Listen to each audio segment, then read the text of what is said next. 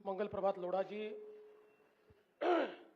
महापौर जी, मीना जी आणि प्रवीण जी आणि संपूर्ण शिंगोटे परिवार आणि उपस्थित भगिनी आणि बंधूंनो, आज स्वर्गीय बाबा शिंगोटे जी यांचं स्मरण राहावं या दृष्टीनं एका स्मारकाचं उद्घाटन आपण केलेलं आहे आणि निश्चितपणे त्यांचं संपूर्ण जीवन हे अत्यंत प्रेरणादायी अशा पद्धतीचं जीवन आपल्याला पाहायला मिळतं। अतिशय गरिबीतून मुंबईला आल्यानंतर पडेल ते काम करत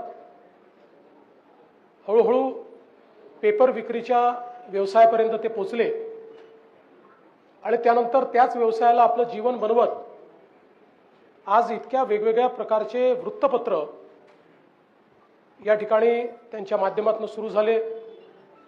पुण्यनगरी असेल, यशोभूमी असेल, इंग्रजीमध्ये, तेलुगूमध्ये, कन्नडमध्ये, तमिळमध्ये, हिंदीमध्ये असे विविध भाषांमध्ये इतक्या मोठ्या प्रमाणात केवळ वृत्तपत्रच त्यांनी काढले नाहीत तर एक अतिशय यशस्वी अशा पद्धतीनं हा व्यवसाय देखील करता येऊ शकतो हे आपल्याला दाखवून दिलं।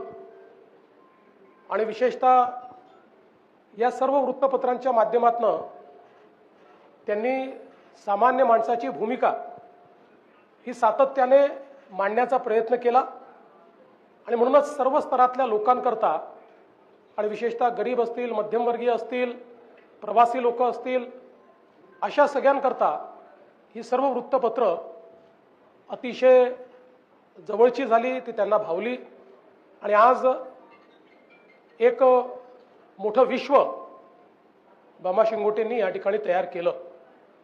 आज दुसरी पिढी, तिसरी पिढी या ठिकाणी काम करताना आपल्याला पाहायला मिळते। पण यात सगळ्यात महत्त्वाचं जर काही असेल तर यांनी कधीही आपली जमीन सोडली नाही।